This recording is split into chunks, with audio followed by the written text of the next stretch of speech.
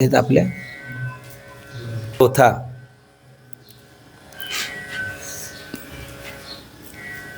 तरंग चौथा परिच्छेद 8 क्रमांकाचा ख्याती वर्णन। तरंग चौथा परिच्छेद 8 क्रमांकाचा ख्याती वर्णन।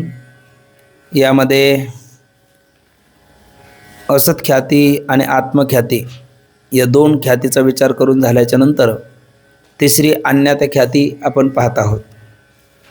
अर्थात प्रथम तरंगामध्ये अनुबंधाचा संक्षेप, द्वितीय तरंगामध्ये विस्तार, तृतीय तरंगामध्ये गुरु शिष्याचं लक्षण, परस्पराविषयी कर्तव्यतेचा विचार करून झाल्याच्या नंतर चतुर्थ तरंगामध्ये उत्तम अधिकाऱ्याकरता ज्ञेय ब्रह्माचा उपदेश करत असताना ब्रह्मच सुखरूप आहे, विषयात सुख नाहीच आहे। विषयात नाही सुख तर वाटतं का, तर भ्रमाने भ्रम होतो का, तीन गोष्टी युगपत घडतात, स्वबुद्धीने त्याचा निर्णय लागत नाही। आणि मग अज्ञात ज्ञापकत्वम शास्त्रस्य शास्त्रत्वम, आत्माच आनंदरूप कसा ही गोष्ट श्रुतियुक्ती अनुभूतीने सिद्ध करून ज्ञाने आणि अज्ञाने यामधील फरक स्पष्ट करून मग दुःखरूप संसार माझ्या ठिकाणी दिसतो त्याची काहीतरी संगती लागली पाहिजे। तर गुरुदेवाने त्याकरता दिलेलं उत्तर ते अजातवादाच्या दृष्टीने आहे। अजातवाद म्हणजे ज्याच्यामध्ये संसार जन्मालाच नाही अशा अर्थाचा सिद्धांत प्रतिपादन केला जातो, त्यास काय म्हणतात, अजातवाद असे म्हणतात।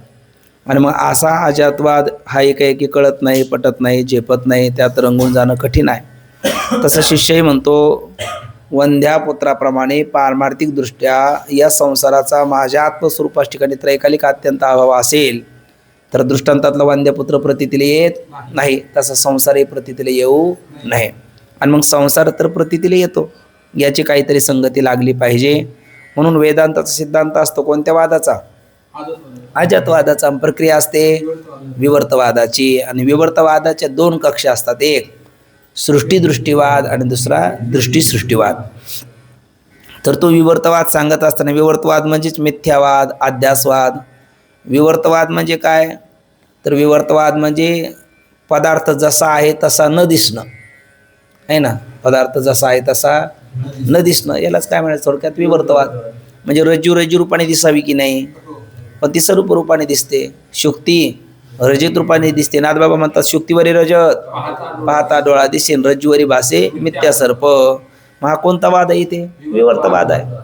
मग असा हा विवर्तवाद पदार्थ दिसायला असतो का असायला नसतो, विवर्तवादामध्ये पदार्थ दिसायला असतो आणि असायला नसतो। आणि मग दिसायला जरी जगत असलं तरी असायला हे जगत नाही आहे, आणि दिसायला जरी ब्रह्म नसलं तरी असायला ब्रह्म आहे। अशी सिद्धी ज्या वादात केली जाते त्याचं नाव विवर्तवाद। पण मग विवर्तवादातला जगप्रसिद्ध दृष्टांत कोणता सर्प, रज्जू सर्प। शुक्तीवरी रजत पाहता डोळा दिशा, आता नाथबाबाचं वचन बोललो आपण। आणि रज्जू सर्पाकार भासेले जगडंबर, तुकोबऱ्या म्हणतात, व्याळा कहारा वरपाडा झाली या विरा, हर्षाने दरारा सरिसाची उठी, ज्ञानोबराई म्हणतात। म्हणजे रज्जू ठिकाणी सर्प जरी दिसला तरी तो जसा नाहीच आहे, तसं ब्रह्मात्म स्वरूपा ठिकाणी संसार दुःख दिसलं तरी ते नाहीच आहे। असं गुरुदेव बोलल्याच्या नंतर शिष्य काय बोललात, हा रज्जू सर्पाचा दृष्टांतच मला नीट समजून सांगा। याचा अर्थ तुम्ही रज्जूवरच्या सर्पाला काय समजता, मिथ्या समजतात, पण तशी सगळीच लोक त्याला मिथ्या समजत नाही। मग त्या रज्जू सर्पाबद्दल कोण काय काय संगती लावतं हे त्याने सांगितलं। म्हणजे हा जो विचार शिष्याने प्रतिपादन केलेला आहे, हा विचार करिता वाया जाय काळ, लटिकेचे मूळ फजितीचे असा आहे का, विचारता निरसले प्रपंच सहज सांडवले, तत्वता तत्वरले ज्ञानी असे असा आहे, विचारता निरसले असा विचार आहे। बीज बाजून केली लाही, आम्हा जन्म मरण नाही, हा विचार आहे ना, इथपर्यंत घेऊन जाणारा हा विचार आहे। आणि त्यालाच कोणता वाद म्हणतात, तिथे ख्यातीवाद म्हणजे ख्याती वर्णन। मग बोला बघू, ख्याती शब्दाचा अर्थ काय झालेला विषय, भान आणि कथन, म्हणजे प्रतीती आणि प्रतीतीप्रमाणे बोलणं, निरूपण करणं, स्पष्टीकरण करणं, यास काय म्हणतात, ख्याती असे म्हणतात। व्यवहारामध्ये ख्याती शब्दाचा अर्थ काय करतात बघ, कीर्ती, प्रसिद्धी असा व्यवहारामध्ये ख्याती शब्दाचा अर्थ केला जातो। संत वाङ्मयामध्ये सुद्धा नाम म्हणे आणि तारले पतित, भक्ती केली ख्यात ज्ञानदेव, ख्यात शब्दाचा अर्थ तिथे काय, मग प्रसिद्ध केली आहे ना। किंवा काय सांगू देवा ज्ञानोबाची ख्याती, वेद महिषामुखी वदविला, इथे सुद्धा ख्याती शब्दाचा अर्थ काय, प्रसिद्धी। किंवा तुका म्हणे गाजे वैकुंठी सोहळा, याही भूमंडळा माझी कीर्ती, उभारीला ध्वज तीही लोकावरी ऐशी चराचरी कीर्ती ज्याची, असा इथं कीर्ती शब्द किंवा म्हणजे ख्याती शब्द कीर्ती किंवा प्रसिद्धी अशा अर्थाने व्यवहारामध्ये वापरला जातो. पण हा इथे कसा आहे, पारिभाषिक शब्द आहे. अनियमे नियम कारणी परिभाषा, आणि इथे अर्थ अभिप्रेत आहे भान आणि कथन, म्हणजे प्रतीती आणि प्रतीतीप्रमाणे बोलणं. मग संत एकांती बैसले असं आपण म्हटलो. किती लोक बसले ते एकत्र? 5 लोक बसलेत. मग त्याच्यातला पहिला कोण आहे? असत्ख्याती आहे ना. मग तो कोण? शून्यवादी माध्यमिक बौद्ध. दुसरी आत्मख्याती कोण? क्षणिक विज्ञानवादी योगाचार. तिसरा अन्यथा ख्याती, त्याच्यामध्ये 2 प्राच्यनयिक आणि नव्यनयिक. तिसरी अख्याती कोणाची? सांख्य प्रभाकर मताचा चिदवादी आहे ना. म्हणजे दोघही चिदवादीचे, पण एक चिद आत्मा चिद्रूप मानून नाना मानणारा कोण आहे? चिद्रूप नाना मानणारा सांख्य आहे, आणि आत्मा चिद्रूप मानून विषयी भाव मानणारा प्रभाकर आहे. प्रभाकर मीमांसक आहे. आणि यांचा कोणता वाद आहे? तर परिणामवाद आहे. कोणता वाद आहे? परिणामवाद आहे. सत्ख्याती 5वी कोणाची? रामानुजाचार्य यांचा कोणता वाद? सत्यवाद आहे. जगत सत्यवादी आहे ते. आणि शेवटी आहे अनिर्वचनीय ख्याती, यांचा कोणता वाद आहे? विवर्तवाद आहे.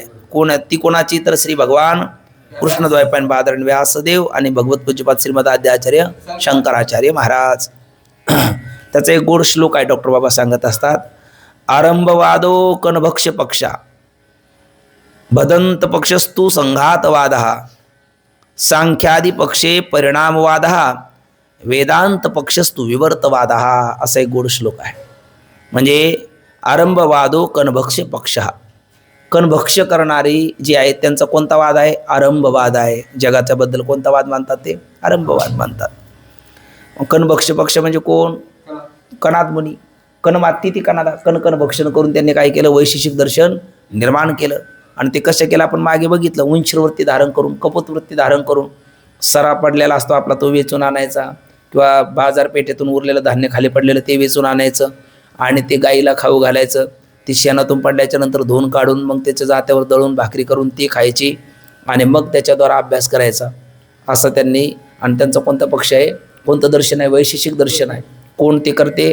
कणाद मुनी आहे. म्हणून त्यांचा वाद कोणता? आरंभवाद आहे. कणभक्ष पक्षस्तु आरंभवाद, कोणता वाद आहे त्यांचा? आरंभवाद आहे. आणि बदंत पक्षस्तु संघातवाद. बदंत म्हणजे, बदंत शब्दाचा अर्थ या ठिकाणी बौद्ध आहे ना. तर बौद्ध पक्षाचा कोणता वाद आहे? संघातवाद आहे. नंतर सांख्यादी पक्षस्तु परिणामवाद, हे ते आपले इथं आपलं कोणतं? आपलं हे अख्याती सांख्य प्रभाकर म्हणले ना. मग त्यांचा कोणता वाद आहे? परिणामवाद. आणि वेदांत पक्षस्तु विवर्तवाद. कोणता वाद चालू आहे सध्याला? आता विवर्तवादाचं स्पष्टीकरण चाललं आहे ना. मग वेदांत पक्षस्तु विवर्तवाद. रज्जू सर्पाचा दृष्टांत, त्याचं स्पष्टीकरण चाललं कोणत्या वादातून? विवर्तवाद. वेदांत म्हटलं का विवर्तवादातून त्याचं स्पष्टीकरण करणार. आणि मग तो करत असताना आपण खरं निर्दुष्ट ज्ञान कोणाला झालं म्हटलं होतं? वेदांतांना. आत्मस्वरूपाचं किंवा रज्जुवारच्या प्रतीतील येणाऱ्या सर्पाची संगती निर्दुष्ट पद्धतीने कोणता वाद सांगतो? फक्त विवर्तवाद सांगतो, म्हणजे वेदांत पक्ष सांगतो. इतर पक्षाला ते ज्ञान झालं, पण कसं? आपण त्या दिवशी कोणाचं उदाहरण बघितलं? हत्तीचं. हत्ती पायासारखा, पुन्हा चाबुकासारखा, खांबासारखा, सुपासारखा, मुसळासारखा, पहाडासारखा म्हणणं हे कोणतं आहे? अवयव रूपाने ज्ञान झालं, पण अवयवी रूपाने नाही. तसं आत्म्याचं किंवा जगत प्रतीतील येणाऱ्या जगताचं दृष्टांतातल्या सर्पाची यथार्थ संगती फक्त कोणत्या वादाने सांगितलेली आहे? विवर्तवादाने सांगितलेली आहे. आणि तो विवर्तवाद म्हणजे कोणती ख्याती? अनिर्वचनीय ख्याती.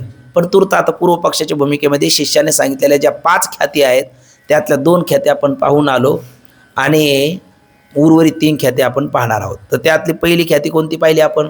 असत ख्याती. मग असत ख्याती कोणाची आहे? माध्यमिक मताचा शून्यवादी बौद्धाची आहे ना. म्हणजे या पहिल्या 2 असत ख्याती आणि आत्मख्याती हे कोणाचे आहे म्हटलं आपण? नास्तिक जे बौद्ध आहेत त्यांची जी 4 शिष्य आहेत त्यापैकी या दोघांचे आहेत, आत्मख्याती आणि असत ख्याती. तर असत ख्यातीमध्ये आपण या 3 बोटाला 3 नावं दिली होते. सांगाल का आपण? अधिष्ठान, कारण आणि कार्य आहे ना.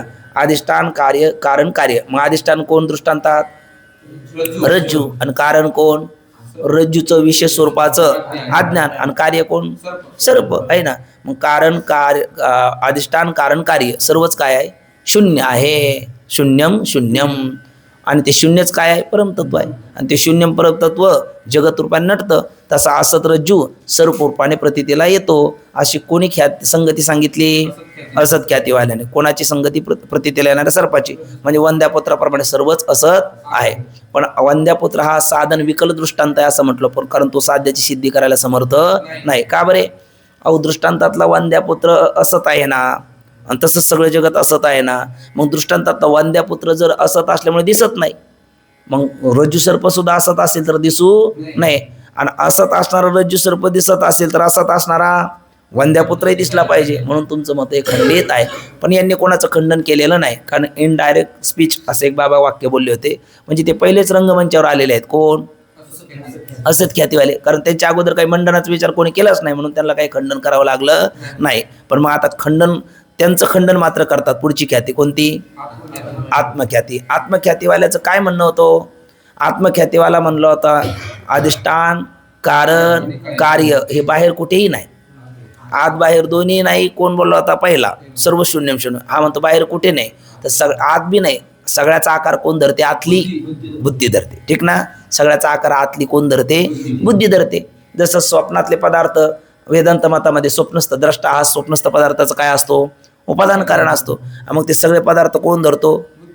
आपलं स्वप्नस्थ पदार्थ आपणच होतो आणि आपणच त्याला पाहतो. तसं आत असणारी बुद्धी म्हणजे अंतकरण. कारण निश्चय करू लागलं की त्यालाच काय नाव येतं? अंतकरणाला बुद्धी नाव येतं. मग अंतकरणातल्या जे निश्चयरूप वृत्ती ती बुद्धी म्हणतात, ती बुद्धी सगळ्याचा काय करते? आकार धारण करते. आणि भ्रमाने आपल्याला बाहेर प्रतीतीला येतो. मग ते सर्पाचा आकार कोणी धारण केला? आतल्या बुद्धीने. आणि भ्रमाने आपल्याला बाहेर प्रतीतीला आला. सर्प वारुळावर आहे का? रज्जूच ठिकाणी आहे का? कुठेच नाही. कुठेच नाही. तिचा आकार कोणी धरला? बुद्धीने. आणि ती बुद्धीच काय आहे? आत्मा आहे. ती बुद्धीच काय आहे? आत्मा आहे. म्हणजे असं कोणाचं मत झालंय? आत्मख्यातीवाल्याचं. कोणाची? ती माध्यम योगाचार मताचा विज्ञानवादी बौद्ध. आणि कोणता वाद त्यांचा? क्षणिक विज्ञानवाद, क्षणिकवाद आहे ना. मग असं म्हटल्याच्या नंतर यांचंही मत कसं आहे? शेवटी खंडितच आहे. आणि मग आपण पाहिलं होतं यांचं खंडन कोणी केलं होतं? बोला. अन्यथा ख्यातीवाल्याने. त्याच्यात दोघं आहे, प्राच्य आणि नैवेद्य. त्यापैकी कोणी केलं? प्राच्याने खंडन केलं. प्राच्याने खंडन करताना काय कोणत्या दोन गोष्टी सांगितल्या? तुम्ही काय म्हणता? सगळ्याचा आकार कोण धरते? बोला. बुद्धीच धरते. बुद्धी कशी आहे? क्षणिक आहे. क्षणिक आहे म्हणजे प्रथम क्षणात उत्पत्ती, द्वितीय क्षणात स्थिती, तृतीय क्षणात नाश. कोणत्या क्षणात प्रतीती येते तिची?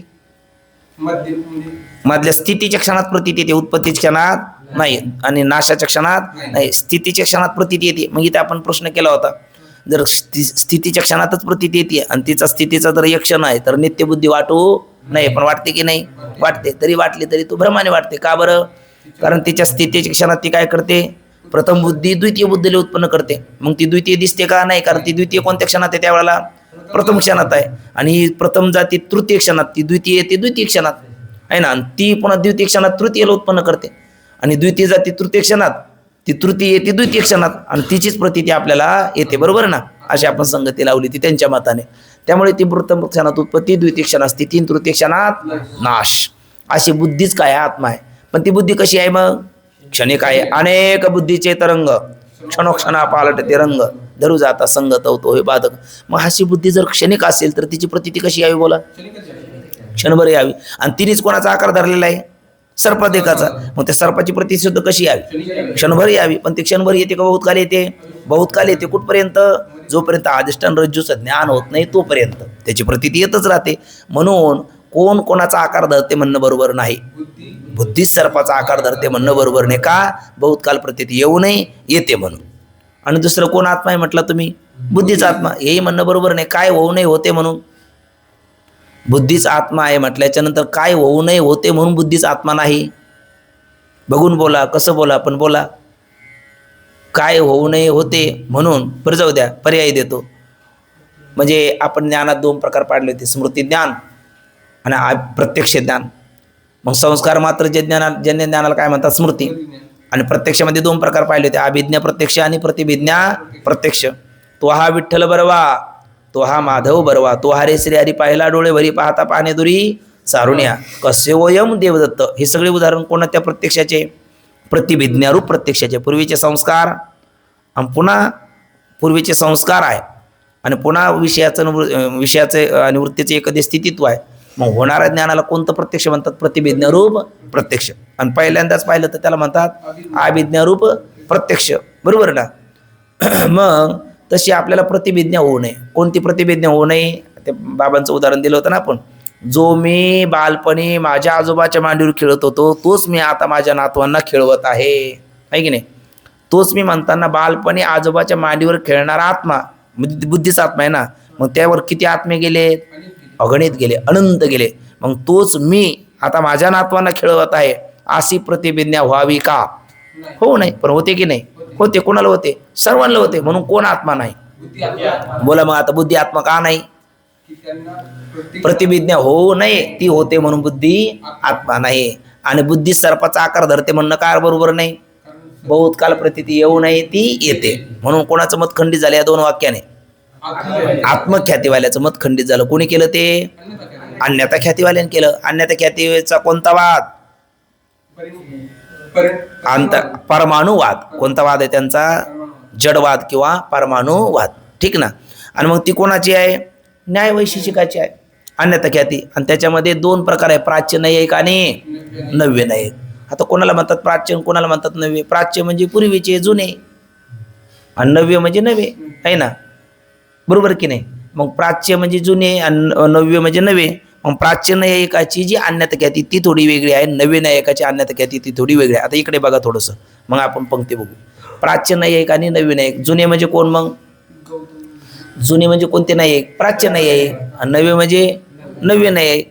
मग जुने कोणते? तर महर्षी गौतम आहे ना. महर्षी गौतम हे न्यायसूत्राचे करते आहे की नाही. महर्षी गौतमाचा अधिकार आपण पाहिला की नाही. कोणाचे जावई म्हटलं आपण? ते ब्रह्मदेवाचे जावई आहे. कोणाचे पिता? शतानंदाचे पिता आहे. कोणाचे मिस्टर पती? माता अहिल्याचे पती आहेत. आणि ब्रह्मदेवाचं जावई पद म्हणजे सामान्य पद आहे का? जे इंद्रादिक देवाला फार मोठी स्पर्धा करून सुद्धा ते प्राप्त झालं नाही. आणि यांनी गोमातेला प्रदक्षिणा करून ते प्राप्त केलं. म्हणजे सामान्य आहे का गौतम ऋषी? बरं, ब्रह्मगिरीची प्रदक्षिणा करताना तिथे आपण पहा, भगवान शंकराला जटा आपटून गंगा मातेला खाली आणायला लावलं. कोणी? याच गौतम ऋषीने. दुष्काळ पडल्याच्या नंतर सकाळी साळी टाकायच्या आणि दुपारी काढायच्या आणि ऋषीमुनीला जेव घालायचं. त्यांनी दुष्काळात सर्व ऋषीमुनीची भोजनाची व्यवस्था केली. हे सामर्थ्य कोणाचं आहे? महर्षी गौतमाचं आहे. म्हणजे सामान्य हस्ती नाही ना, न्यायशास्त्राचे कर्ते आहेत. आणि त्यांचं एक नाव म्हटलं तर आपण अक्षपाद, ज्यांच्या पायालाच काय फुटलेत? दोन पायाच्या अंगठ्याला दोन डोळे फुटलेत आणि त्याद्वारा कृष्णद्वैपायन बादरायण व्यासदेवाचं दर्शन त्यांनी घेतलं. असे असणारे अक्षपाद अर्थात न्यायसूत्राचे कर्षे महर्षी गौतम. आणि त्यांनी लिहिलेलं जे न्यायसूत्र आहे त्याच्यानुसार न्यायशास्त्राची परंपरा पुढे चालवतात ते कोणते नैयिक? प्राच्य नैयिक. ते कोणते नैयिक? महर्षी गौतम ऋषींनी रचित न्यायसूत्रानुसार परंपरा पुढे चालवणारे त्यांना म्हणायचं प्राच्य नैयिक. आणि नव्य नैयिक कोण? मग नव्य नैयिक त्यांना म्हणतात बघा, महर्षी गौतमांनी लिहिलेलं कोणतं? आता हे न्यायसूत्र. आणि त्या न्यायसूत्रावर गंगेश उपाध्याय चिंतामणी आहेत. म्हणजे गंगेश उपाध्याय त्यांचं सरनेम असावं चिंतामणी. आणि मग त्यांनी आपल्या नावावरनं न्यायसूत्रावर एक टीका लिहिली. जसं ब्रह्मसूत्रावर टीका लिहिली कोणी? ते प्रकरण ग्रंथ लिहिला ना, भामती निबंध. मग तो निबंध लिहिला आणि त्याला पत्नीच्या नावावरनं, पत्नीच्या सेवेमुळे तो ग्रंथ पूर्ण झाला म्हणून त्याला नाव काय दिलं त्यांनी? भामती निबंध. तसं यांचं नाव आहे गंगेश उपाध्याय. आणि न्यायसूत्रावर त्यांनी टीका लिहिली. त्यांचं सरनेम कदाचित चिंतामणी असावं. मग त्यांनी चिंतामणी नावाची टीका लिहिली. आणि त्या चिंतामणी नावाच्या टीका लिहिल्याच्या नंतर या गंगेश उपाध्यायाला 10 पुत्र आहेत. त्या 10 पुत्रांनी पुन्हा 10 टीका लिहिल्या. आणि त्या टीकेचं अनुसरण करून पुढे न्यायशास्त्राची परंपरा चालवणारे जे आहेत त्यांना म्हणायचं नव्य नैयिक. तुम्हाला एवढं कसं काय माहिती? मला कुठं माहिती? टिप्पणीत खाली दिलेलं आहे ते वाचून मी सांगतो आहे ना. ते तुम्ही खाली टिप्पणीमध्ये बघू शकता. 3 नंबर आपलं खाली 3 नंबर टिप्पणी बघा. गौतम न्यायसूत्रकार अनुयायी यास काय म्हणतात? प्राच्य नैयिक म्हणतात. आलं. आणि मैथिला नगरी म्हणजे माता जानकीची जन्मभूमी. मिथिला म्हणजे आहे ना जनक महाराजांची नगरी. मग मैथिला नगरीत न्यायसूत्रावर नवीन ग्रंथ लिहिणारा कोण? चिंतामणी म्हणजे गंगेश उपाध्याय चिंतामणी. यांच्या 10 मुलांच्या किती टीका? पुन्हा 10 टीका चिंतामणी ग्रंथावर आहेत. आणि त्यास काय म्हणतात? नव्य नैयिक असे म्हणतात. मग नैयिकात किती प्रकार झाले? 2. एक प्राच्य आणि नव्य. दोन्ही थोड्याशा भेदाने एकच ख्याती मानतात. कोणती? अन्यथा ख्याती. इकडे बघा ना, दोन्ही कोणते भेदाने कोणती ख्याती मानतात? अन्यथा ख्याती. तर एक पहिली म्हणजे तुम्ही तिकडे बघितलं की मी कोणाशी बोलू म्हणून मी म्हणतो इकडे बघा. तर पहिली आहे प्राच्य न्यायिकाची अन्यथा ख्याती, तर त्याला म्हणायचं अर्थाध्यास. काय म्हणायचं? अर्थाध्यास. आणि नव्य न्यायिकाची जी अन्यथा ख्याती आहे ना, त्याला म्हणायचं ज्ञानाध्यास. दोघांनी काय मानली? अन्यथा ख्यातीच मानली, पण अर्थाध्यास मानतो त्याला म्हणायचं प्राच्य न्यायिक, आणि ज्ञानाध्यास मानतो त्याला म्हणायचं नव्य न्यायिक. आता हे दोन्ही काय अध्यासच आहे. ज्ञानाध्यास तरी अध्यासच आहे आणि अर्थाध्यास तरी अध्यासच आहे. काय फरक आहे त्यात?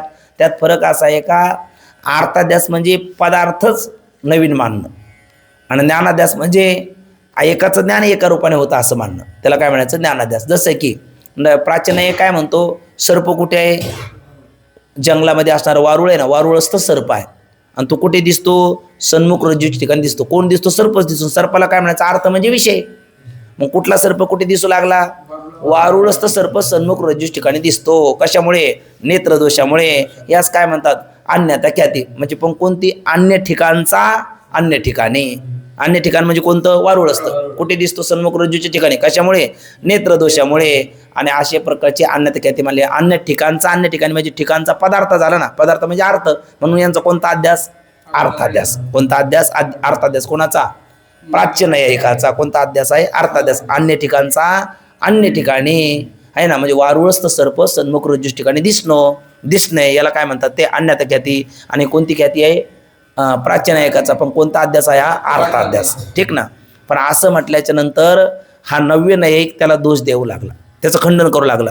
म्हणले दादा साठी आणि बुद्धी नाठी आहे ना, म्हणजे तू जरा प्राच्य म्हणजे तू जुना झाला, तुझं काही डोकं चाले ना दिलं, आणि न्यायमतात फार मोठा अन्याय केला असं लोक आपल्याला म्हणतील. असं बोलू नये, शोभे असं बोलावं. म्हटले मग तू अन्यथा ख्याती मानत नाही का? कोण बोलू लागला? प्राच्य न्यायला. नाही म्हटले मी अन्यथा ख्यातीच मानतो, पण लोक आपल्यावर आक्षेप घेतील असे अन्यथा ख्याती मी मानत नाही. तुम्ही कोणता अध्यास मानला? प्राच्याला म्हणतो तो अर्थाध्यास. तो म्हणतो आम्ही अर्थाध्यास नाही मानत, ज्ञानाध्यास मानतो. म्हणजे कसा? अन्याचं अन्य रूपाने. म्हणजे अन्य कोणी समोर? रज्जू. आणि दिसते कशा रूपाने? स्वरूप रूपाने. अन्याचं अन्य रूपाने म्हणजे रज्जूच स्वरूप रूपाने ज्ञान झालं. कशामुळे? नेत्रदोषामुळे. असं असं हा कोणता झाला मग? ज्ञानाध्यास. अन्याचं अन्य रूपाने ज्ञान झालं. आहे कोण? रज्जू. ज्ञान होऊ लागलं कशा रूपाने? स्वरूप रूपाने. कशामुळे? नेत्रदोषामुळे. अशी कोणती ख्याती मानतो?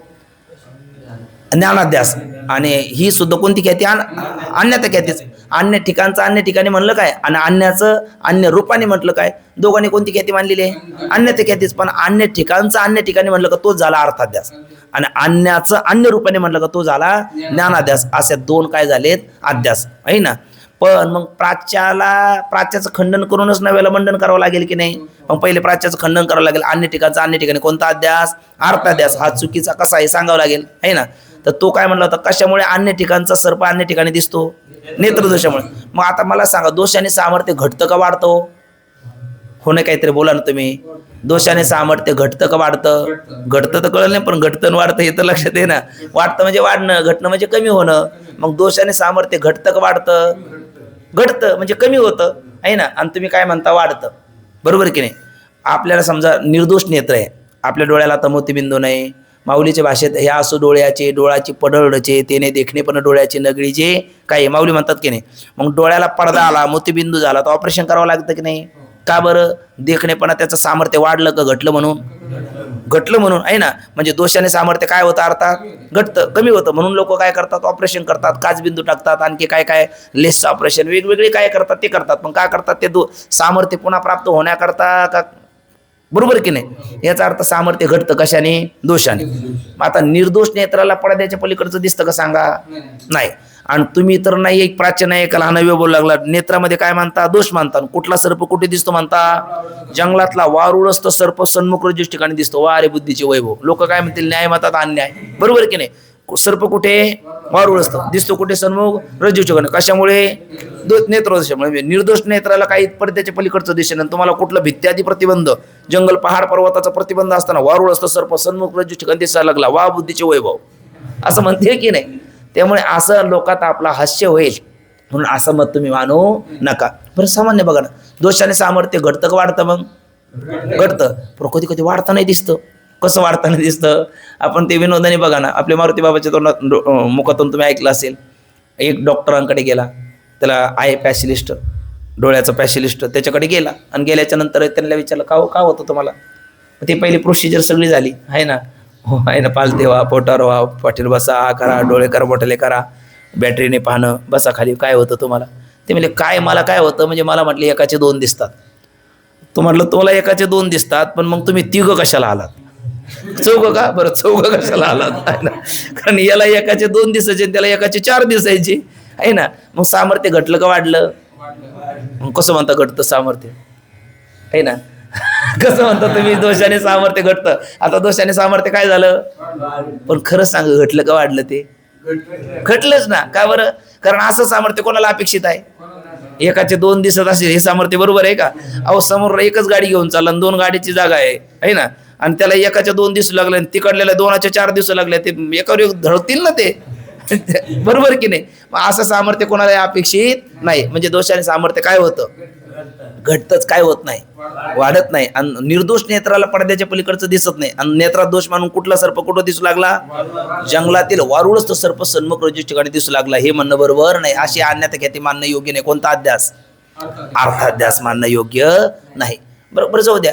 नेत्रदोषामुळे कुठला सर्प कुठे दिसतो बोलला? बरं, तिथे पाय सर्पच आहे का माऊली? कानिकी गोष्टी आहे तिथे, झाड झुडपं आहे, तिथे एखादा गुराखी आहे, तो गुरु चारतोय, त्याच्या हातात बैल आहे, बैलाचा कासरा आहे, हे तुला काहीच दिसलं नाही. काय दिसलं? फक्त सर्प दिसलं. असं कसं शक्य आहे की? मग न्यायमतात काय म्हणतील लोक? अन्याय म्हणतील. हे बुद्धिमत्तेचं प्रदर्शन म्हणतील का? आहे ना, हे बुद्धिमत्तेचं प्रदर्शन म्हणतील का दिवाळखोर बुद्धीचं प्रदर्शन म्हणतील? बरोबर की नाही? आपल्या बुद्धीचं दिवाळ निघणं म्हणतील ना. म्हणून अशी अन्यथा ख्याती मानू नये. असं कोण कोणाला बोलतो? नवीन एक प्राच्य नायकाला बोलतो. मग प्राच्य म्हणू लागला, बरोबर ठीक आहे, साठी बुद्धी नाठी, मला नाही जमलं, पण मग तू काय अन्यथा ख्याती मानत नाही का? म्हटलं अन्यथा ख्यातीच मानतो, पण लोक आपल्यावर आक्षेप घेईल असा अर्थाध्यास मानत नाही. कसा मानतो? ज्ञानाध्यास मानतो. अन्याचं म्हणजे रज्जूचं, अन्य रूपाने म्हणजे सर्व रूपाने ज्ञान होतं. कशामुळे? नेत्रदोषामुळे. अशी अन्यथा ख्याती मानलं म्हणजे झालं. असं कोणाचं मत झालं? आता हे नवीन नायकाचे म्हणजे चिंतामणीच्या ज्या 10 टीका आहे त्यावरचे अनुसरण करणारे त्यांचं. पण आता हे मत आपल्याला बरोबर वाटतं, पण हे मत बरोबर आहे का चुकीचं आहे आता ते पुढे आख्यातीवाले सांगणार. पण तुरंत आता या दोघांचं मत आपलं झालं, ते मत आपण वाचून घेऊ. वाचू. तरंग 4 परिच्छेद 8 क्रमांकाचा. त्यामध्ये पहिली ख्याती झाली असत ख्याती, दुसरी आत्मख्याती, तिसरी चालू आहे अन्यथा ख्याती. वाचू बघा. अन्यथा ख्याती. अन्यथा ख्याती वादात प्राच्यनैयायिक आणि नव्यनैयायिक असे 2 भेद असून. कोणते 2 भेद? प्राच्यनैयायिक आणि नव्यनैयायिक. आणि प्राच्यनैयायिक म्हणजे जे कोणता अध्यास मानतात बोला एकदा? अर्थाध्यास. नव्यनैयायिक जे मानतात ज्ञानाध्यास. आणि प्राच्यनैयायिक कोण? गौतम ऋषीच्या न्यायसूत्राला अनुसरणारे. नव्यनैयायिक म्हणजे त्या न्यायसूत्रात लिहिलेल्या चिंतामणीच्या पुत्राच्या 10 टीका त्याला अनुसरणारे. असे कोण? नव्यनैयायिक. मग प्राच्यनैयायिक आणि नव्यनैयायिक असे 2 भेद असून कशामध्ये? अन्यथा ख्यातीवाद्यामध्ये थोडे भेद असून ते काय करतात? थोड्या भेदाने. थोडा भेद म्हणजे अर्थाध्यास काय आणि ज्ञानाध्यास काय. पण दोष तर दोघांनी एकच मानला, नेत्रदोष. म्हणून अन्य ठिकाणचं अन्य ठिकाणी म्हणणं काय आणि अन्याचं अन्य रूपाने म्हणणं काय, हा थोडासा त्यांच्यामध्ये भेद आहे. मग थोड्या भेदाने ते अन्यथा ख्यातीच मानतात. त्यातील प्राच्यनैयायिकाचे मत असे आहे की, प्राच्यनैयायिकाचे मत कसे आहे? वारुळ आदी ठिकाणी आलं ना.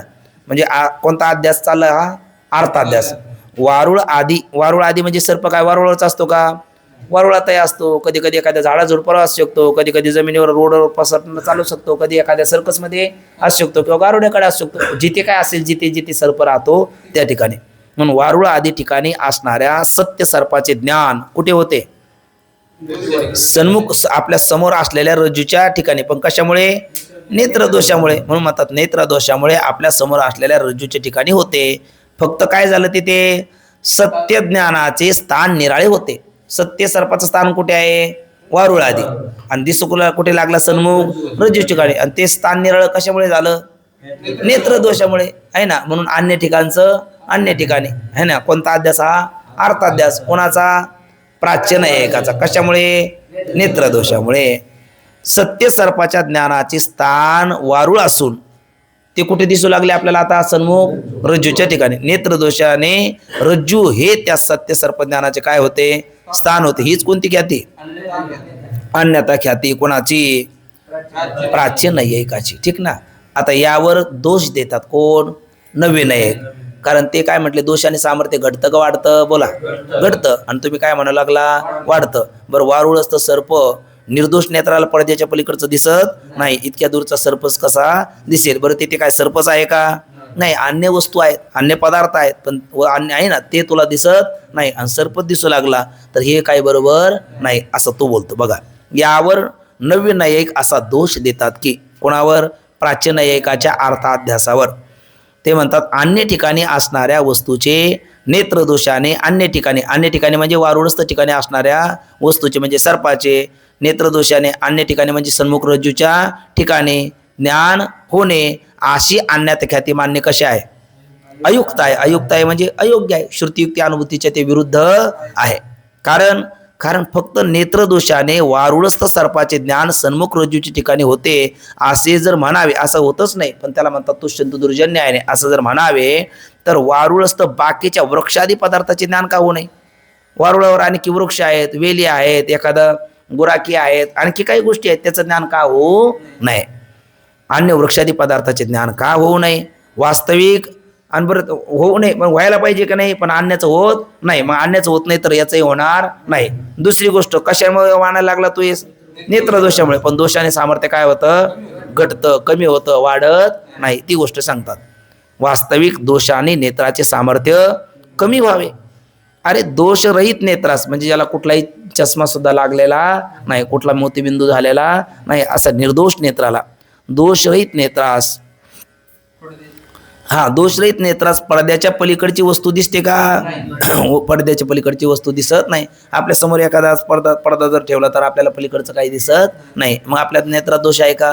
नाही. निर्दोष नेत्राला पडद्याच्या पलीकडचे दिसत नाही. आणि इथे मोठ्या मोठ्या भिंती आहेत, मोठ्या मोठ्या बिल्डिंग आहेत, मोठे मोठे पहाड आहेत आणि त्याच्यावर कुठेतरी जंगल आहे, पलीकडे वारुळ आहे, त्याच्यावर कुठेतरी सर्प आहे, इतक्या दूरचा दिसेलच कसा? म्हणून म्हणतात बघा, मग भित्त्यादी म्हणजे भिंत वगैरे, बिल्डिंग काय काय असेल ते, जेवढे काही प्रतिबंध असतील ते. मग भित्त्यादी प्रतिबंध कशाला म्हणतात? आपण मागे बघितलेला ना, कारण सामग्री विद्यमान असून कार्य जो घडू देत नाही त्याला काय म्हणतात? प्रतिबंध. मग भित्त्यादी प्रतिबंध असताही वारुळस्थ सर्पाचे ज्ञान कसे होईल? कुठे? सन्मुख रज्जू ठिकाणी होईल का? होणार नाही. कशामुळे? नेत्रदोषामुळे होणार नाही. कारण का? दोषाने सामर्थ्य घटतं म्हणून असं होणार नाही. आणि निर्दोष नेत्राला होत नाही आणि सामर्थ्य घटून हे होऊ लागलं, असं कसं होईल? जिथे हत्ती त्याला काय म्हणतात? कैमुत्य कन्या. काय म्हणतात? कैमुत्य कन्या. जिथे एक नदी होती, नदीतून आपल्याला माहिती आहे पाऊस आला, नदीला बाढ आली, पूर आला आणि मग पलीकडे जायचं, मग उंटही निघाला, उंटाच्या मागं शिळी निघाली, उंट मध्ये गेला आणि तो असा डोलायला लागला, कारण पाण्याला वेग जास्त होता आणि उंटाच्या पार त्या अर्ध्या पोटापर्यंत पाणी आलं. आणि मग शिळी म्हटली, उंट दादा जय हरी. म्हणले काय? नाही म्हणले, कुठं निघाला? म्हणले माझ्या घरी. ती म्हणली मलाही जायचं माझ्या घरी, पण जरा थोडासा प्रश्न होता. काय? म्हणले काही नाही, त्या नदीला पाणी नेमकं किती आहे? म्हणले का बरं? नाही म्हटले माझ्या आळपणे भिजतील काय?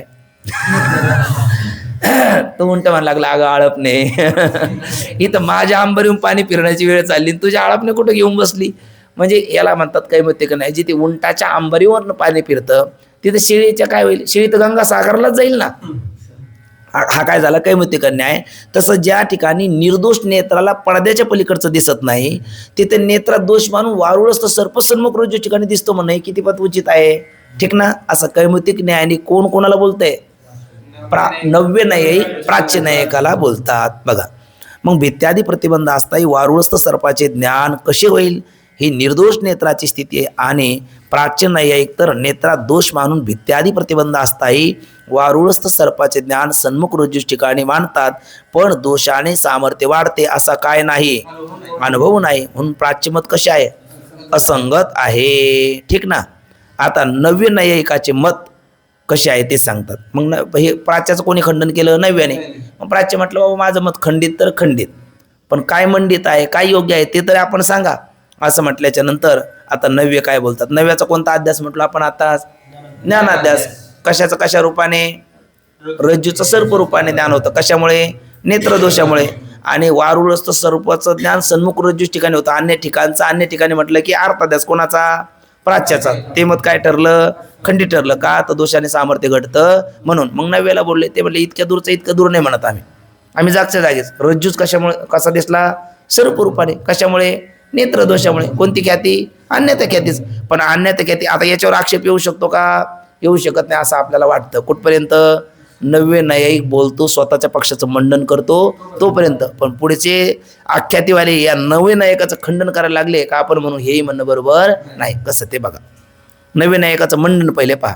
नववे न्यायिकाचे असे मत आहे की नेत्रदोषाने ज्ञेयजी रज्जू तिचे ज्ञान कसे होते? सर्परूपाने ज्ञान होते. म्हणजे अन्याचे म्हणजेच रज्जूचे, अन्य प्रकाराने म्हणजे सर्परूपाने ज्ञान होणे, अशा प्रकारच्या अन्यात ख्याती मान्य काय आहे? योग्य आहे. कोणाच्या मते? नववे न्यायिकाच्या मते. कोणता अध्यास हा? ज्ञानाध्यास. कोणती ख्याती ही? अन्यत ख्याती. कोणत्या दोषामुळे? नेत्रदोषामुळे. मग मला सांगा, नववे न्यायिक आणि प्राच्य न्यायिक दोघंही कोणती ख्याती मानतात? अन्यत ख्यातीच मानतात. बरोबर. दोघंही कोणता दोष मानतात? नेत्रदोषच मानतात, आहे ना. मग एकाच मग दोघंही मग दोन ख्याती का झाल्या मग यांच्या? म्हणजे थोडा पोटभेद काय निर्माण झाला नेमका? एकाचा अर्थाध्यास आहे छान आणि दुसऱ्याचा ज्ञानाध्यास आहे. एक अन्य ठिकाणचा अन्य ठिकाणी मानतो, दुसरा अन्याचं अन्य रूपाने मानतो. अन्याचा अन्य रूपाने मानतो आणि एक अन्य ठिकाणचा अन्य ठिकाणी मानतो. अन्य ठिकाणचा अन्य ठिकाणी मानणं याला म्हणतात अर्थाध्यास. कोणाचा? प्राच्य न्यायिकाचा. आणि अन्याचा अन्य रूपाने मानणं हा कोणता ध्यास? ज्ञानाध्यास. कोणाचा? नववे न्यायिकाचा. पण मग अन्य ठिकाणचा अन्य ठिकाणी अर्थाध्यास खंडित ठरला का? दोषाने सामर्थ्य घडतं म्हणून. बरोबर ना. पण अन्याचा अन्य रूपाने हा सध्याला मंडित वाटतो, पण हा सुद्धा काय आहे? खंडितच आहे. कसा खंडित आहे? त्याचं खंडन कोण करतात? पुढचे आता आख्यातीवादी खंडन करतात. ते खंडन आपण वाचू. खंडन साधं आहे बघा. कसं खंडन आहे इकडे बघा. तुम्ही काय म्हणता? अन्याचं अन्य रूपाने आहे ना. कोणत्या दोषामुळे? नेत्रदोषामुळे. हो, पण अन्याचा अन्य रूपाने जरी नेत्रदोष असला तरी अन्याचा अन्य रूपाने कसं ज्ञान होईल? जसं ज्ञेय असेल तसंच ज्ञान होतं. नियम आहे. तद्वती तत्प्रकारक ज्ञानम यथार्थ ज्ञानम. जे जसं असेल तसंच ज्ञान होतं. असं जे अन्य असेल बघा, नेय जर मोहरी असेल ज्ञान पर्वताचं होईल का? आणि नेय जर पर्वत असेल ज्ञान मोहरीचं होईल का? आणि तुम्ही नेय कोण आहे? रज्जू आहे. आणि ज्ञान कोणाचं मानू लागला? सर्पाचं. वा रे वा. असं कुठं असतं काय? नेय जर रज्जू असेल तर ज्ञान कोणाचं मानलं पाहिजे? रज्जूचं. आणि नेय जर सर्प असेल तर ज्ञान सर्पाचं. जसं की नेय मोहरी असेल तर ज्ञान कोणाचं होत नाही? पर्वताच होत नाही. आणि नेय पर्वत असेल तर ज्ञान मोहरीच होत नाही. तसं नेय रज्जू असेल तर काय होणार नाही? ज्ञान सर्पाचं होणार नाही. कारण जसं नेय असेल तसं ज्ञान होतं. हा काय आहे? एक प्रकारचा सिद्धांत आहे. आता व्यवहारात हल्ली कलियुगामध्ये जसं न्याय असेल तसं ज्ञान होतच असं मात्र नाही. पण तो अपवाद आहे. अपवादाला नियम बनवायचा नसतो. छोटीशी घटना सांगू. साताऱ्याला आपल्या तात्यांचं कीर्तन होतं. काय संतवीर बंडा तात्या कराडकर तात्यांचं कीर्तन होतं. मी गायला गेलो होतो आणि मग टाळ घेऊन उभा होतो. आणि एक महिला मंडळ, पुरुष मंडळ आणि असे थोडे थोडे अंतराने ती बसलेली. मग त्याच्यात एका मनुष्याच्या मांडीवर बाळ होतं. ते बाळ लागलं रडायला 4 वेळेस 5 वेळेस. आता श्रोत्याला विक्षेप होऊ लागला. तात्या पण लागले, दादा काय करा, त्याला त्याच्या आईकडे द्या, म्हणजे बाळ आईजवळ राहतं. थोडा वेळ झाला ते पुन्हा रडायला लागलं. पुन्हा तात्याने सांगितलं त्याला त्याच्या आईकडे द्या, म्हणजे बाळ राहील. तिसऱ्यांदा पुन्हा रडायला लागला. अहो तुम्हाला किती वेळ सांगितलं. सगळ्याला विक्षेप होतो ना. आणि भजनी विक्षेप त्याची पै मरण नव जावा क्षण एक वाया. का बरं आपण असं करता बरं? त्याला बाळाकडे द्या ना, त्या आईकडे द्या ना. मग ते म्हणालो मीच आई आहे, आता कुठल्या आईकडे द्यायचं? मग कळालं हा बुवा नाही बाई आहे. समजलं. ठीक आहे. म्हणजे कोणता आहे की नाही. इथं काय झालं? अन्याचं अन्य रूपाने ज्ञान झालं की नाही. कारण पोषकाचा परिणाम आहे ना. हल्ली असा पोषक घालायला लागले का ते कळालंच नाही. म्हणजे आपले लोक सुद्धा इतके जटा वाढायला लागले का त्यांना काय म्हणजे काय डोहाळे लागले का कोणास ठाऊक. होते की नाही असं. म्हणजे काय आहे, म्हणजे हे सगळं म्हणजे स्त्रियाला पुरुष व्हायला आवडतं आणि पुरुषाला स्त्री व्हायला आवडतं. पुढच्या जन्माची कदाचित तयारी असेल ती. आता काय असेल ते असेल, जाऊ द्या.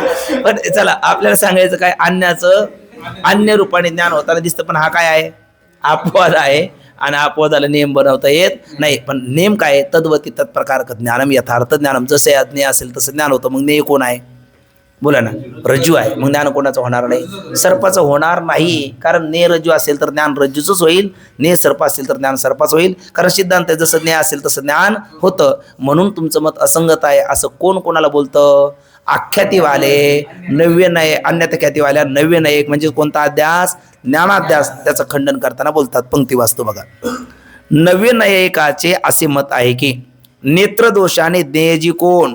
रज्जू, तिचेच सर्परूपाने ज्ञान होते. नेय कोण आहे? रज्जू आहे आणि त्याचं ज्ञान कशाने झालं? सर्परूपाने. असं मंडन कोणी केलं होतं? नवीनयकाने. आणण्याचे म्हणजे रज्जूचे अन्य प्रकाराने म्हणजे सर्परूपाने ज्ञान होते. अशा प्रकारचे अन्यात ख्याती मानणे योग्य आहे. कोणाच्या मते? नवीनयकाचे मते. पण यावर अख्यातीवादी चिंतामणीचे मतात, चिंतामणी म्हणजे नवीनयक आहे ना चिंतामणी, मग ते चिंतामणीचे म्हणजे नवीनयकाच्या मताचा असा दोष देतात की काय म्हणतात? रज्जू ज्ञेय मानून त्याचे अन्य रूपाने म्हणजे स्वरूपरूपाने ज्ञान मानणे हे काय आहे? अनुभव विरुद्ध आहे. अनुभव असं अनुभव आपला आहे का? जसं ज्ञेय असेल तसं ज्ञान होतं. जसं ज्ञेय कोण आहे? मोहरी आहे. ज्ञान कोणाचं होत नाही? पर्वताच होत नाही. आपला काय आहे? अनुभव आहे. किंवा ज्ञेय पर्वत आहे, ज्ञान कोणाचं होत नाही? मोहरीच होत नाही. हा आपला काय आहे? अनुभव आहे. आणि या अनुभवावरून काय नियम ठरतो? जसं ज्ञेय असेल तसं ज्ञान. मग ज्ञेय रज्जू असेल तर ज्ञान कोणाचं होणार नाही? सर्पाचं होणार नाही. कारण नियम आहे काय? जसं ज्ञेय असेल तसं ज्ञान होतं. म्हणून कोणाचं मत खंडित? अन्यथा ख्याती कोणते? नवीन आहे कोणते? चिंतामणी यांचं मत काय आहे? खंडित आहे. असं कोण सांगतं? आख्यातीवाले. कोणाची ती? सांख्य प्रभाकराची. ठीक ना? बघा आता. म्हणून यावर आख्यातीवादी चिंतामणीचे मताच असा दोष देतात की रज्जू ज्ञेय मानून त्याचे अन्य रूपाने म्हणजे सर्वरूपाने ज्ञान मानणे हे अनुभवाच्या विरुद्ध आहे.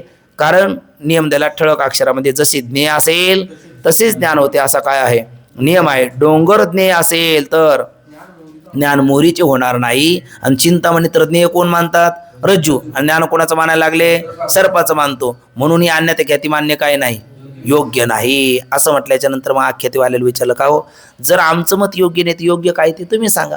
मग आख्यातीवाले म्हणतात आम्ही सांगतो. आता आख्यातीवाद्याचं मंडळ काय आहे ते पाहण्या अगोदर आपण त्याचा आशय पाहू, मग पण ते आपल्याला लगेच लागेल. आशय पाहताना थोडंसं मात्र लक्ष द्या. आख्यातीवाले काय म्हणतात? अहो रज्जूवर आपल्याला कशाचा भ्रम झाला? सर्पाचा भ्रम झाला. तो कसा दिसला याची संगती तुम्हाला पाहिजे ना. म्हटले हो, मग आम्ही सांगतो ना. एक जण म्हणू लागला सर्वच शून्य, दुसरा म्हणू लागला सगळ्याचा आकार बुद्धी धरते, तिसरा म्हणू लागला आतापर्यंत अन्य ठिकाणचा अन्य ठिकाणी, त्याच्या पुढचा म्हणला त्यातलाच अन्याचा अन्य रूपाने. हे सगळ्याचं मत काय आहे? चुकीचं आहे. मग बरोबर काय आहे ते म्हटले आम्ही सांगतो. मग ते म्हणायला लागले इकडे बघा, हे कोण आहे? कल्पना करा. रज्जू आहे. ही रज्जू आहे. मग आपल्याला स्पष्ट प्रकाशामध्ये रज्जूचं कसं ज्ञान होतं? रज्जू रूपाने ज्ञान होतं. आणि गडद अंधकार असेल तर आयमता हा गडद अंधकार, रज्जूचं रज्जू रूपाने ज्ञान सुद्धा होत नाही. मग रज्जूचं सामान्य रूपाने ज्ञान कधी होतं? ज्या वेळेला आपण रस्त्याने जातो, जाताना प्रकाश असतो, पण जाता जाता पुढे काय होतं? झाकड पडते, सायंकाळ होते, मंद अंधकार होतो. त्यावेळेला रस्त्याने जाता जाता इकडे इकडे पाहत चालताना लगेच एखादी दोरी दिसते. पण मग मंद अंधकार असल्यामुळे अंतकरण वृत्ती, आत्मसंयुक्त मन, मनसंयुक्त अंतकरण वृत्ती नेत्रेंद्रियाद्वारा प्राणाच्या नेत्रेंद्रियाच्या द्वारा प्राणाचा साय घेऊन बाहेर निघते आणि तिला प्रकाशाचं साय असतं. ती तिथपर्यंत जाते. इथपर्यंत आली का? हो म्हणा. एक पाहण्याकरता पाहायचं आपण, आली का नाही. मग इथपर्यंत वृत्ती आली. आता आल्याच्या नंतर ही कोण आहे? रज्जू आहे. मग ही रज्जू जर असेल तर काय ज्ञान व्हावं? इयम रज्जू. काय ज्ञान व्हावं वृत्तीला? इयम रज्जू. पण इयम रज्जू असं ज्ञान होत नाही. इयम रज्जू ज्ञान होत नाही. ती काय म्हणते? इदम किंचित. काय म्हणते वृत्ती? इदम किंचित. तिने काय म्हणावं? इयम रज्जू. आणि म्हणते काय? इदम किंचित. मग इदम किंचित म्हणते त्या अर्थी तिला प्रकाशात साय आहे की नाही? बोला. आहे. कारण वृत्ती तिथपर्यंत गेली त्या अर्थी तिला प्रकाशात साय आहे. पण प्रकाशात साय आहे तर तिने तृप्तीचा ढेकर इदम किंचित द्यायला पाहिजे का इयम रज्जू द्यायला पाहिजे? इयम रज्जू द्यायला पाहिजे. काय द्यायला नको? इदम किंचित द्यायला नको. पण ती काय म्हणत नाही? इयम रज्जू म्हणत नाही. ती काय म्हणते? इदम किंचित. जेवायला मनुष्य बसला का त्याने असा ढेकर दिला पाहिजे. कारण ढेकरा सरीसे जेवण दिशी साचे, नाही तरी काची कोणता कोणती तो कोबरा म्हणतात. जेवायला बसला तर ढेकर दिला पाहिजे. जेवायला बसला आणि ढेकर दिला नाही. काय राव, आम्ही तुम्हाला जेव घातलं तुम्ही ढेकर दिला नाही. अहो त्याला ढेकर येण्याकरता लागतात 5 पोळ्या आहे ना, आणि तू दिली 1च पोळी. मग त्याचा नाश्ता झाला का जेवण झालं? आणि नाश्त्यात ढेकर येतो का जेवणात येतो? मग आता जेवण दिलं पण ते आडनावाचं जेवण झालं ना, आहे की नाही? कारण त्याचा आहार जेवढा आहे तेवढा दिला तर काय होईल? ढेकर येईल. तेवढा दिला नाही आणि म्हणले आम्ही जेवण दिलं ढेकर का देत नाही, आहे की नाही? हे बोलणं बरोबर आहे का? तसं इदम किंचित आहे ना, हे बोलायला पाहिजे वृत्तीने का इयम रज्जू बोलायला पाहिजे? इयम रज्जू बोलणं हा तृप्तीचा ढेकर आहे. पण इयम रज्जू हा तृप्तीचा ढेकर देण्याकरता वृत्तीला काय पाहिजे? स्पष्ट प्रकाश पाहिजे, लख प्रकाश पाहिजे, आहे ना? पण स्पष्ट प्रकाश नाही, गडद अंधकार नाही. कोणता प्रकाश आहे? मंद प्रकाश आहे. मग मंद प्रकाश असल्यामुळे वृत्ती काय म्हणते काय म्हणत नाही? इदम किंचित म्हणते आणि इयम रज्जू म्हणत नाही. मग इदम किंचित म्हणते म्हणजे तिला प्रकाशात साय आहे का नाही? का आहे? नाही आहे पण नाही पण, म्हणजे विशेष रूपाने नाही, सामान्य रूपाने आहे. जर विशेष रूपाने असतं तर ती म्हटली असती इयम रज्जू, आणि त्याला सामान्य रूपाने म्हणते इदम किंचित. पण इदम किंचित हे जरी ज्ञान असलं तरी ते प्रत्यक्ष आहे की नाही? इदम किंचित हे कोणतं ज्ञान आहे? प्रत्यक्ष आहे. इदम किंचित हे प्रत्यक्ष ज्ञान हे काहीतरी आहे. आणि तेवढ्या वेळात काय होतं, पूर्वी कधीतरी केव्हा तरी कुठेतरी त्याने काय पाहिलेला असतो? सर्प पाहिलेला असतो. त्याचे काय असतात? अंतःकरणात संस्कार असतात. मग पूर्वीचे संस्कार जागे होतात आणि हे तर स्पष्ट कळालं नाही, आणि पूर्वीचे संस्कार जागे झाले आणि तेवढ्यात तो म्हणू लागला अरे हा सर्प आहे. काय म्हणू लागला? हा सर्प आहे. पण वस्तुस्थितीने काय आहे? रज्जू इदम रूपाने रज्जूचं सामान्य प्रत्यक्ष ज्ञान आहे आणि सर्पांशामध्ये काय आहे? स्मृती ज्ञान आहे. असे किती ज्ञान आहेत? 2 ज्ञान आहे. मग सर्पांशामध्ये स्मृती ज्ञान आणि रज्जू अंशामध्ये इदम रूपाने सामान्य पण प्रत्यक्ष ज्ञान, आणि असे 2 ज्ञान काय झाले त्यावेळेला? एक झाले. 2 ज्ञान काय झाले? एक झाले. या 2 ज्ञानाला त्याला वेगळं करता आलं नाही. भूस बीज एकवट आहे ना, पण ते एकवट झाले. ओपनी तर आहे घनवट, उडते फलकट जाणू आले, ते त्याला करता आलं नाही. का नाही आलं? गोंधळ झाला त्याचा. का गोंधळ झाला? तो प्रमाता आहे ना, आपण पाहणारा प्रमाता, ज्याच्याद्वारा पाहतो प्रमाण, ज्याला पाहतो प्रमेय. झालं की नाही आपण मागे विषयी दुसऱ्या तरंगामध्ये? मग पाहणारा प्रमाता, अंतकरण अवचिन्न चैतन्य प्रमाता, व अंतकरण वृत्ती अवचिन्न चैतन्य प्रमाण, प्रमाण विषय अवचिन्न चैतन्य प्रमेय, प्रमाता प्रमाण प्रमेय. आणि त्या प्रमात्याच्या ठिकाणी दोष असतात,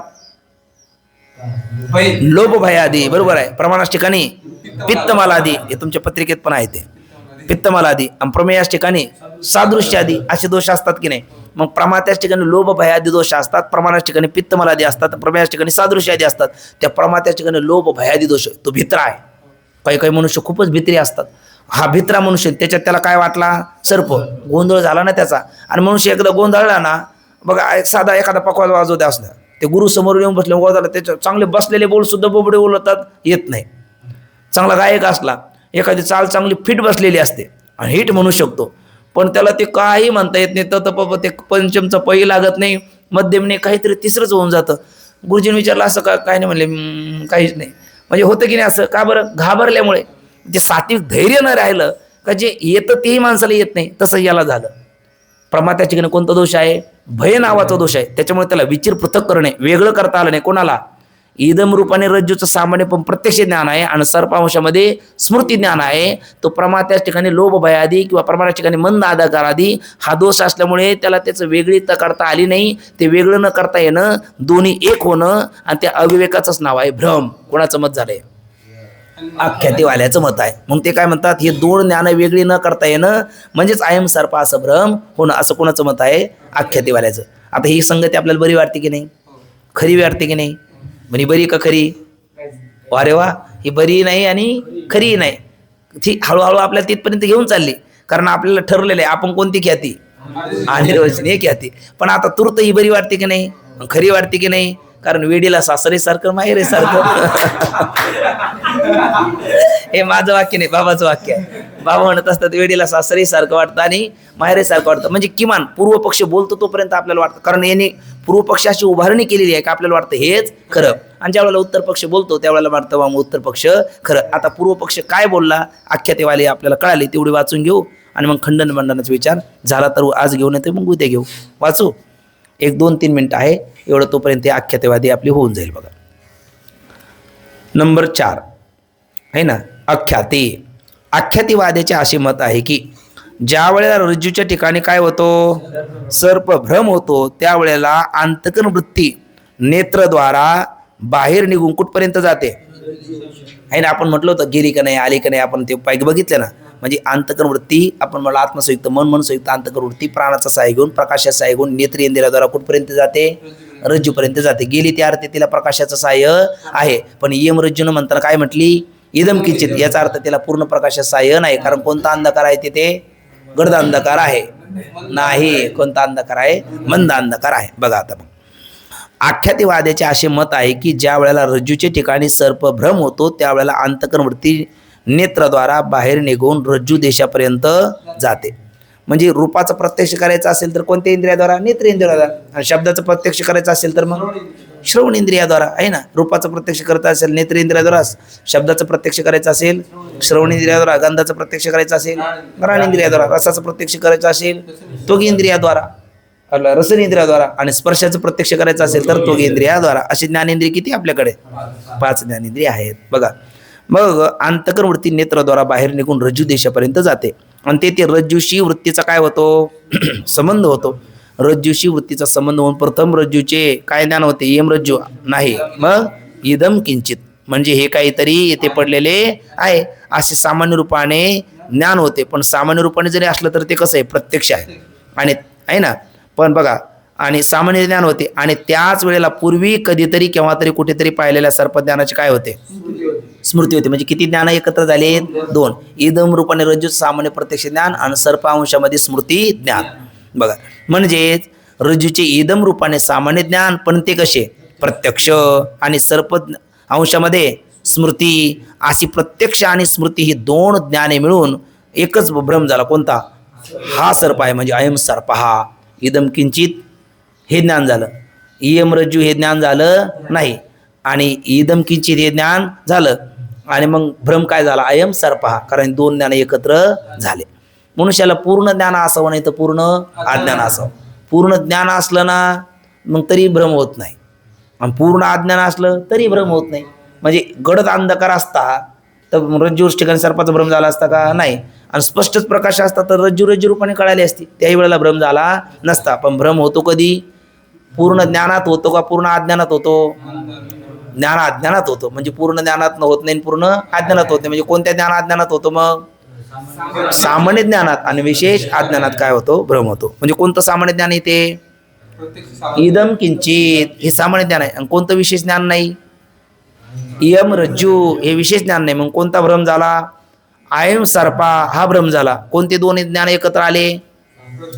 इदम रूपाने रज्जूचं सामान्य पण प्रत्यक्ष ज्ञान आणि सर्पांशामध्ये स्मृती ज्ञान. म्हणजे 2 ज्ञान 2 वेगळी. हे कळावं की नाही? त्याला कळावं, पण कळालं का? त्याला कळलं नाही. कामुळे? अविवेकामुळे. अनविवेक झाला कोणामुळे? प्रमात्याच ठिकाणी दोष आहे म्हणून. कोणता? भयकंपादी. तेच आता सांगतात बघा. हा सर्प आहे म्हणजे अयम सर्पा असे एकच ज्ञान भासते. एक भासण्याचे कारण पाहणारा म्हणजे कोण?